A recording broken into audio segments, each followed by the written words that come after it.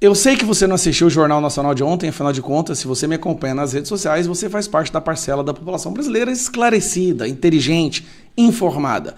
Mas os eleitores do Lula e os defensores do Moraes assistem Jornal Nacional. Então vamos lá.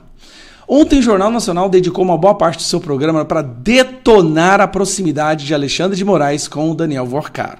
Mas antes de te mostrar esse trecho, vamos lembrar. Alexandre de Moraes, contrato de 129 milhões da sua esposa no escritório de advocacia dela com Daniel Worcaro sem ter um escopo do que ela fazia por eles. Segundo, Alexandre de Moraes viaja para degustar whisky com Daniel Worcaro em Londres. Alexandre de Moraes vai para eventos financiados por Daniel Worcaro. Alexandre de Moraes troca imagens e mensagens de visualização única com Daniel Worcaro no dia que ele foi preso, onde ele havia prometido bloquear alguma coisa. E Alexandre de Moraes visita Worcaro na casa dele, tanto em São Paulo quanto em Trancoso, Bahia. Bom, isso é o que a imprensa divulgou até agora. Mas ontem, o Jornal Nacional solta mais uma bomba sobre Alexandre de Moraes e depois eu vou te mostrar mais uma bombinha do Dias Toffoli. Segundo a reportagem, os voos foram identificados a partir dos cruzamentos de 3 bancos de dados. O primeiro é o da ANAC, a Agência Nacional de Aviação Civil, e contém os nomes de todas as pessoas que foram registradas nas listas de embarque do Terminal Executivo do Aeroporto de Brasília. O segundo é o registro do Departamento de Controle do Espaço Aéreo, vinculado ao Comando da Aeronáutica. O terceiro foi uma consulta aos donos das aeronaves no Registro Aeronáutico Brasileiro, mantido pela ANAC. Os dados indicam que dos 8 voos identificados, 7 foram em aviões da Prime Aviation, empresa de compartilhamento de bens de luxo da qual Daniel Worcaro era sócio através do Fundo Patrimonial Blue. A única exceção, afirma a matéria, é um voo realizado em agosto de 2025, em que foi utilizado um Falcon 2000 que pertence à empresa FSW SPE, que não tem autorização para táxi aéreo.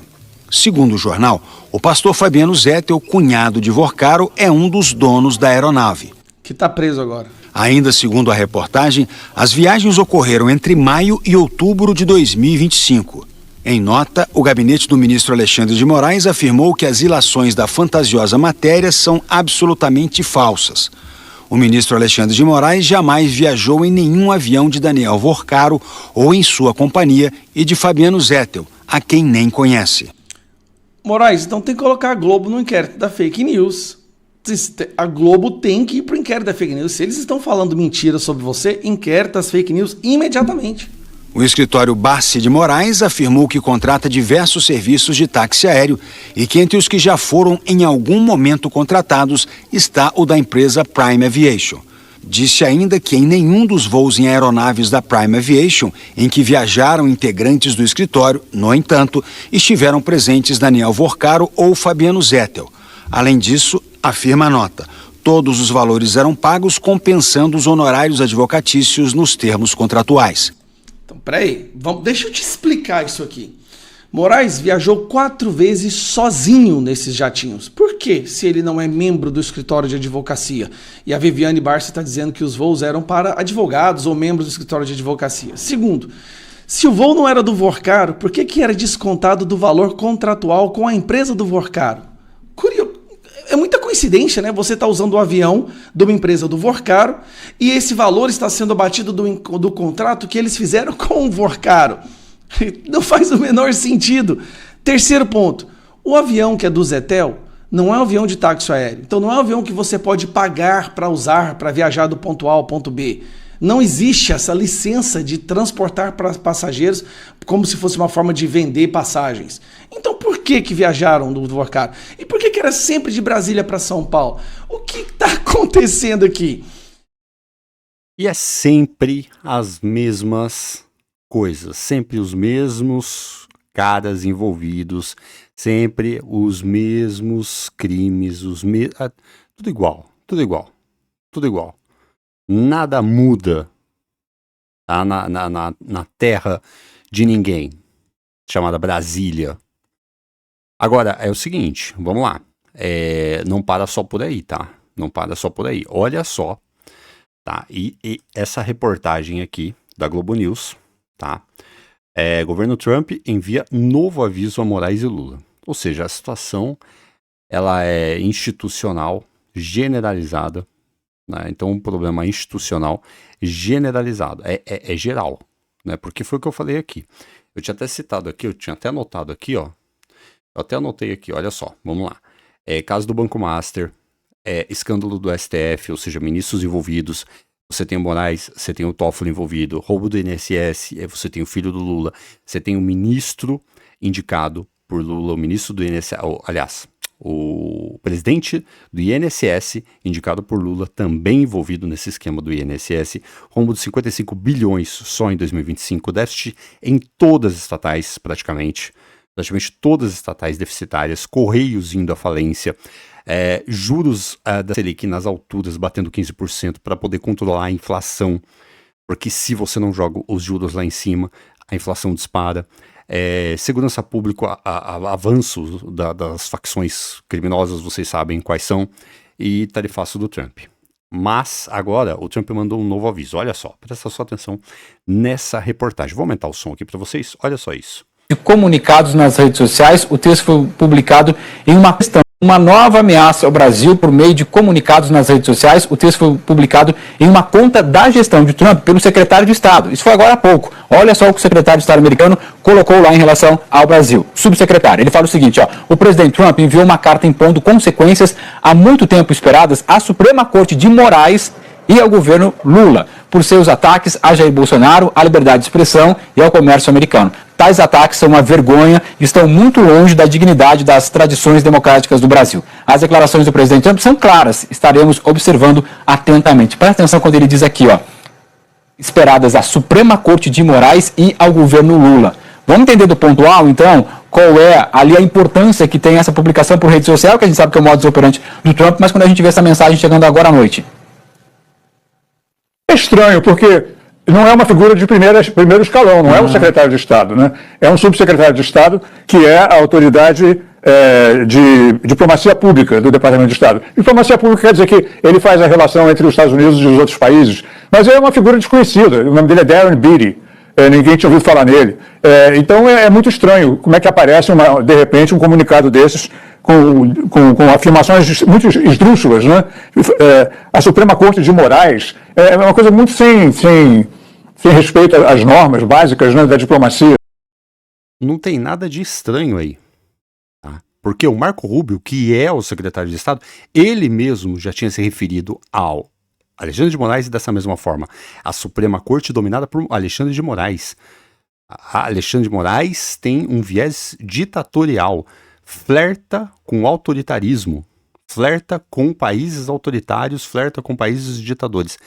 Isso já foi falado por diversas vezes. Inclusive, o ministro das Relações Exteriores, Mauro Vieira, em conversa com o Marco Rubio, tentou apaziguar toda essa situação aí, porque ele disse pro Lula, falou, ó, o Lula, é o seguinte, o Mauro Vieira, né, a situação tá grave lá. Os caras estão vendo que não está existindo uma diplomacia entre os países. A Magnitsky está pegando pesado, né? Eles vão expandir isso daí, vai para mais, porque já estava no Moraes, então vai para mais políticos, vai para mais ministros. Então, assim, é melhor a gente tentar jogar um balde de água fria aí nessa situação, né? Porque o negócio vai esquentar e vai ficar feio pro Brasil. E o Brasil tem uma dependência, uma interdependência dos Estados Unidos muito grande, assim como qualquer país do mundo, né? Porque é o país mais poderoso do mundo. A gente não pode negar isso. A não ser que você seja um idiota para negar isso. Não tem como. Você ignorar as relações que o Brasil ou qualquer outro país do mundo tem com os Estados Unidos. Então, o Mauro Vieira alertou o Lula, fez o alerta ao Moraes também sobre essas situações para tentar jogar ali, sabe, panos quentes, né, digamos assim, para tentar melhorar essa relação dos Estados Unidos e do Brasil, porque ela realmente estava perigosa. Aí, o que o Lula fez? Aí o Lula fez uma ligação ali pro Trump. Vocês lembram muito bem. Até o Trump falou, gostei de conversar com o Lula. E aí todo mundo atacou o Trump e tal, a direita toda foi pra cima dele e tal, mas independente disso, o Trump sabe jogar o jogo. Ele sabe, ele não é idiota. Já foi presidente de uma vez, do país mais poderoso do mundo, é o presidente pela segunda vez. Ninguém colocou ele lá à toa. Ele não é um idiota, tá? Pode fazer coisas que não concordamos? Pode. Ok, como qualquer outra pessoa, tá? Mas ele não é um idiota. Então, a gente precisa entender o nosso o nosso lado ali, sabe? A gente precisa entender onde nós estamos nesse jogo. Essa é a realidade, né? Resumindo, é isso. Precisamos entender o nosso lado no jogo. Estamos no lado de quem? Lado da Venezuela, lado do Irã, lado do Iraque, lado de países que são ditatoriais, países que são autoritários, é isso que a gente está? A gente está do lado de Cuba, é isso? Ok. Então, sofra as consequências. Estamos do lado da verdade, da prosperidade, da liberdade, né? Do lado de países que realmente querem crescer e evoluir? Ok. Então, vamos colher os frutos de tudo isso daí, né? Então, é por isso que eu acho que em outubro a gente precisa refletir sobre isso. Tá? Flávio Bolsonaro já deixou bem claro, tá? O que ele está propondo para o país é a gente mudar de rota, sabe? É um cara, assim, vendo pelas entrevistas, né, que ele tem dado nos últimos tempos, é um cara que tem que se mostrar, a gente não pode ignorar essa rejeição que ele teve da direita durante um bom tempo, e teve, a gente não pode negar isso, mas ele tem se mostrado o quê? Um cara apaziguador, um cara que sabe tratar o jogo político ali, trabalhar o jogo político, diplomata, né, sabe, né, levar, né, de uma forma mais consciente, né, essa diplomacia. Então ele leva de uma forma mais leve essa diplomacia que os países precisam ter, né, para ter boas relações comerciais, porque precisamos mudar esse jogo. Os países estão crescendo, evoluindo e nós estamos ficando para trás, em todos os sentidos. A gente fica em último lugar na questão de educação, fica em último lugar na questão de saúde, fica em último lugar na questão de economia, fica em último lugar na questão de países que são confiáveis para se investir. Pô, não dá. E isso é muito perigoso, né? Isso é muito perigoso. A curto, médio prazo, isso é muito perigoso. Porque leva o país a uma recessão. Aí é desemprego em massa, inflação e por aí vai, né? E vocês sabem. Agora, olha só.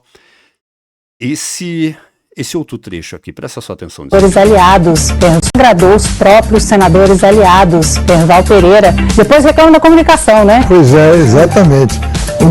Realmente o presidente Lula tem uma capacidade de dizer coisas inconvenientes em momentos cruciais, que é impressionante.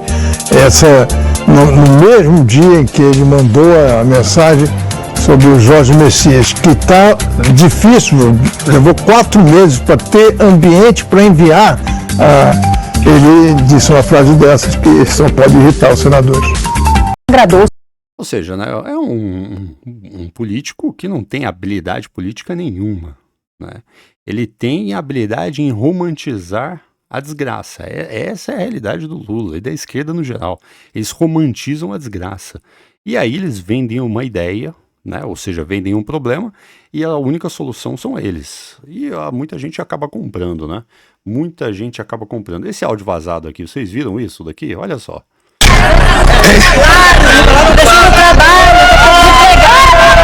Não esqueça de falar do Pix.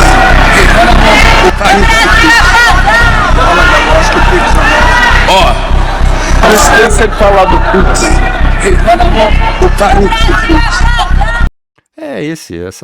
Esse vai ser a narrativa, né, deles. Agora, dizendo que o Banco Master tem relação com o Bolsonaro, que o rombo do INSS tem relação com o Bolsonaro, que o Pix foram eles que criaram. Aí, né? E aí muita gente cai nessa narrativa, mas a gente está aqui para desmistificar isso, mudar esse jogo, mostrar a realidade para vocês, para que vocês possam levar essa realidade à frente. Esse tem que ser o nosso trabalho agora, levar essa realidade à frente. Por isso, deixa o seu like aí nesse vídeo, E não se esqueça que tem vídeo todo dia, tá?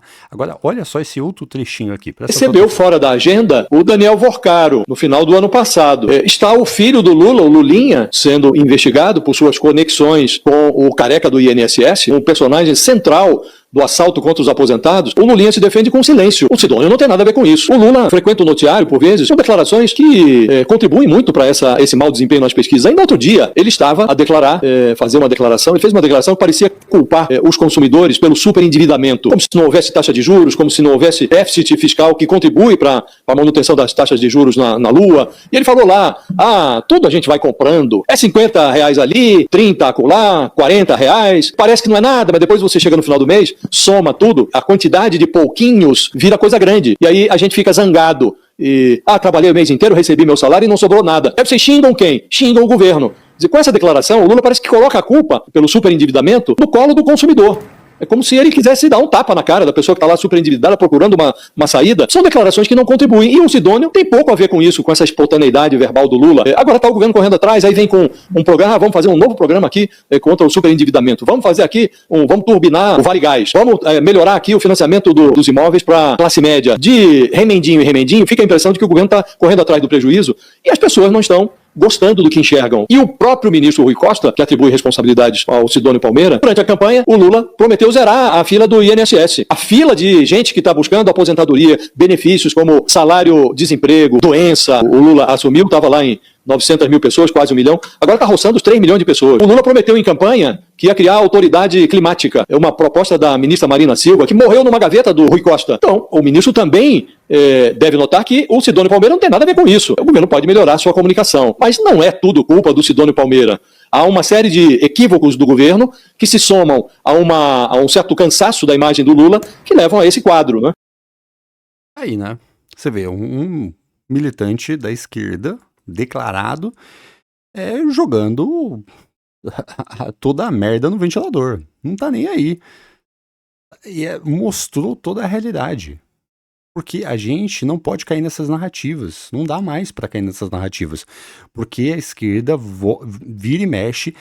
Rui Costa, como é que é o nome do outro lá? O Jacques Wagner, fica falando a todo momento que a culpa do INSS, desse rombo do INSS é do Bolsonaro, fica falando que o problema do Banco Master é do Bolsonaro, ou seja, vai ser uma guerra de narrativas essa eleição. E a gente precisa estar preparado para isso, para não cair nessas falácias, nessas mentiras. E quanto mais eles falarem, mais eles vão se afundando.